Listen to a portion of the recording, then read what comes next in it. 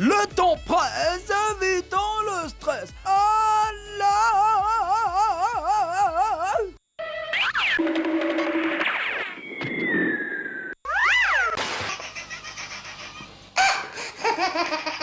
On décompresse. Bienvenue dans les news de Madame Monsieur.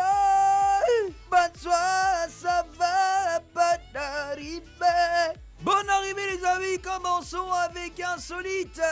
Elle est née sans yeux ni nez. Et Dieu. Cassidy Hooper est une jeune américaine de 22 ans. Sa particularité est qu'elle est née sans yeux ni nez. Aveugle depuis la naissance, Cassidy avait un trou à la place du nez, mais cela ne l'empêchait pas de respirer normalement.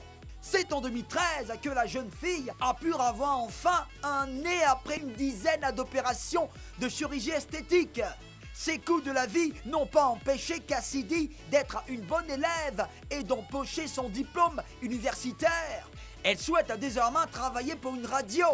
Gloire à Dieu. Invention, le frigo le plus écolo du monde. Adolphe Gasrabaï est un jeune ingénieur tchadien.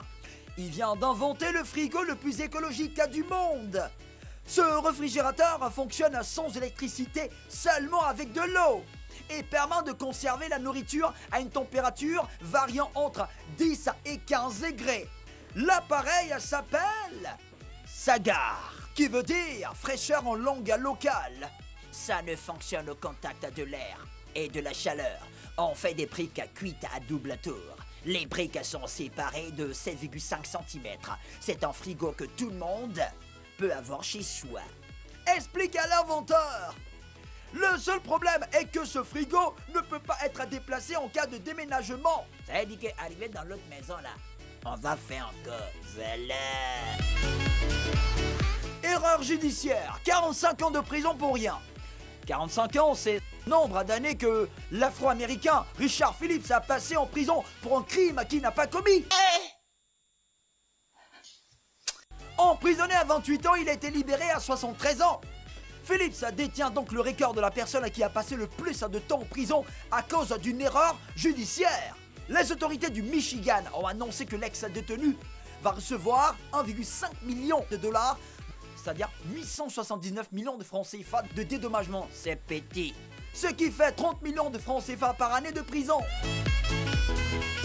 Terminons avec courage. Il déshabille son voleur. À Toulouse, en France, un homme est allé voler dans une maison.